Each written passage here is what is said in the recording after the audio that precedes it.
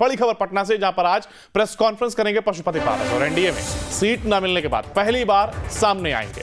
दोपहर 3 बजे मीडिया से बात करेंगे। पूर्व केंद्रीय मंत्री चिराग को जिताने के लिए पहले ही भर दी है हामी।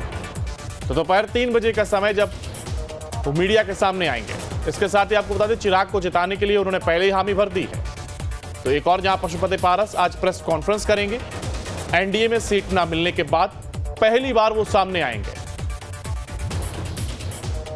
हालांकि ये कहा जा रहा था कि वो नाराज हैं, मगर आज वो सामने आएंगे और प्रेस कॉन्फ्रेंस करेंगे।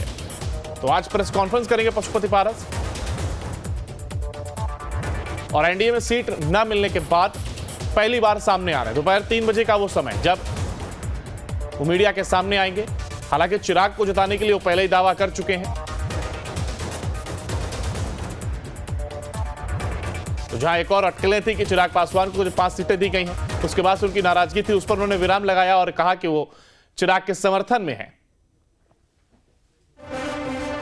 और इसी खबर पर ज्यादा जानकारी के लिए हमारे साथ हमारे संवाददाता उत्कर्ष हमारे साथ जुड़ गए। उत्कर्ष, देखिए, पशुपति पारस के द्वारा आज कॉन्फ्रेंस की जा रही है, मीडिया से वो मुखातिब होंगे। इसको लेकर के फिलहाल क्या कुछ अपडेट?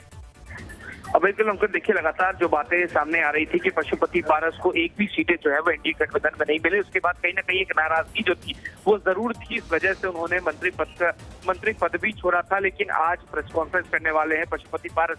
कुछ ही दिनों पहले उन्होंने ये भी साफ कह दिया था कि अब हाजीपुर से चिराग पासवान उम्मीदवार है तो उसके लिए समर्थन भी करेंगे, उनके लिए वोट भी मांगेंगे। तो कहीं ना कहीं करीब 10 दिनों के जद्दोजहद के बाद जब से सीट शेयरिंग हुई है, उसके बाद पहली बार चिराग पासवान पशुपति पारस जो है वो पटना आ रहे हैं। पटना आने के बाद मीडिया कर्मियों से बात भी करेंगे। करीब दोपहर 3 बजे जो है वो प्रेस कॉन्फ्रेंस करेंगे और प्रेस कॉन्फ्रेंस में कई बातें जो है वो साझा करने वाले हैं। मीडिया के गलियारों में आखिर क्या कुछ अटकलें लगाई जा रही, क्योंकि जिस तरीके से नाराजगी बताई जा रही थी उन्होंने उस पर भी पूर्ण विराम लगाया और कहा कि वो चिराग पासवान के साथ हैं, जिताने का काम करेंगे। तो ऐसे में अगर आज प्रेस कॉन्फ्रेंस की बात की जाए तो आखिर किन बातों को लेकर के हो सकती है?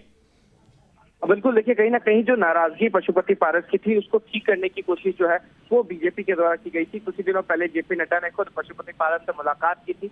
इस मुलाकात के बाद ये बातें सामने आ रही थी कि क्या पशुपति पारस को राज्यपाल बनाया जा सकता है, राज्यसभा सांसद राज्यसभा में भेजा जा सकता है।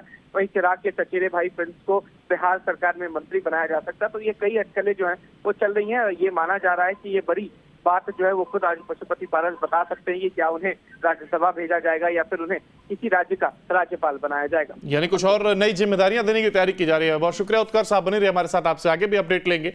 तो देखिए, फिलहाल आज पशुपति पारस मीडिया के सामने आएंगे। दोपहर 3 बजे का वो समय जब पूर्व केंद्रीय मंत्री मीडिया से सामने आएंगे और क्या कुछ वो कहते हैं ये देखने वाली बात जरूर होगी।